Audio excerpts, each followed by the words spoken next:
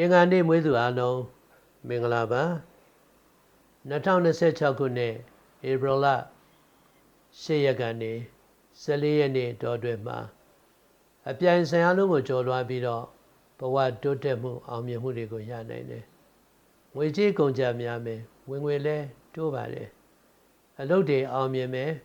မိမိစန္ဒရှိသည့်တို့ကိုလက်တွေ့ကောင်းထည်ဖော်ရန်အတွက်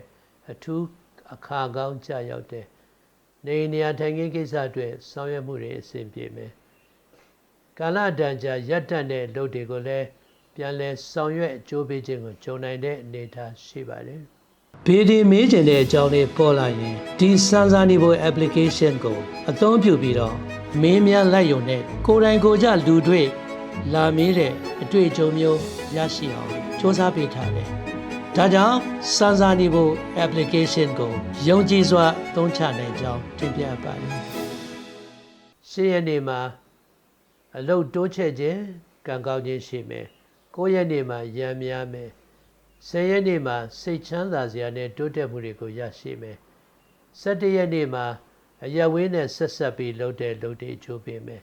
12ရက်နေ့ကငွေကြေးကံကောင်းမယ်အဲ့ဒီနေ့မှာလည်းတိုက်တိုက်ဆိုင်ဆိုင်ဒနာသိတိနဲ့ကစမ်းရှင်တဲ့နေ့နဲ့တွေ့နေတော့အဲ့ဒီနေ့မှာအလုပ်ငွေကြေးနဲ့ပတ်သက်တဲ့ကံကောင်းခြင်းတို့ကိုဖန်တီးရယူနိုင်ပါတယ်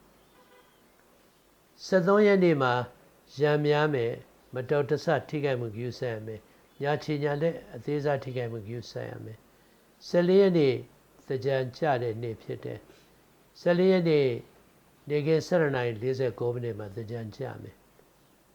သကြံကောင်းစေးခြင်းနဲ့ပတ်သက်တဲ့အကြောင်းအရာမှာတော့သကြံကြတဲ့နေ့ကအင်္ဂါနေ့ဖြစ်တဲ့အတွက်ကိုကအဲ့ဒီနေ့မှာကောင်းစေးကောင်းလျှော်ပြုဖို့မလိုအပ်ဘူးနောက်တစ်နေ့ကျမှကောင်းစေးကောင်းလျှော်ပြုရမှာဖြစ်တယ်ဒီအချက်ကအင်္ဂါနေ့ဝိသုတွေအတွက်အဓိကကြတဲ့အချက်ပါပဲဒီကာလအတော်တွင်မှာတနင်္လာနေ့သောကြာနေ့စနေနေ့မွေးသူတွေကောင်းကျိုးပေးပြီးတော့တနင်္ဂနွေနေ့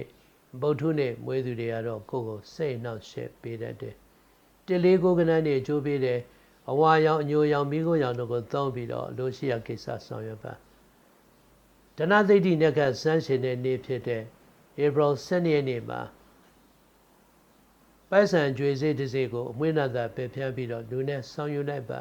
ထူးခြားတဲ့ကောင်းခြင်းကံလေးတွေထင်ရှားစွာရရှိလာပါလိမ့်မယ်ကျေးဇူးတင်ပါတယ်